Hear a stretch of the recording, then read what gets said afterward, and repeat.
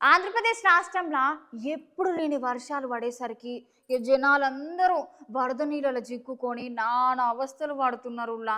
మరి గట్ల అవస్థలు పడ్డ జనాలను కాపాడేందుకు కొంతమంది బృందాలైతే వచ్చినాయుల్లా. మరి బృందాలు ఏంటియో చూద్దామా.